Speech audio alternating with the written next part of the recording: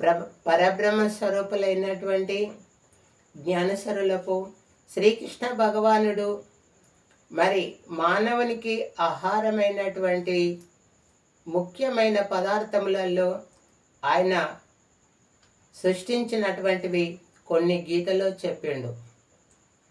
భూమిరాపో అనరో వాయు కమ్మనో బుద్ధిరేవచ అహంకార ఇతి యమ్మే భిన్నా ప్రకృతి రష్ట్యదా.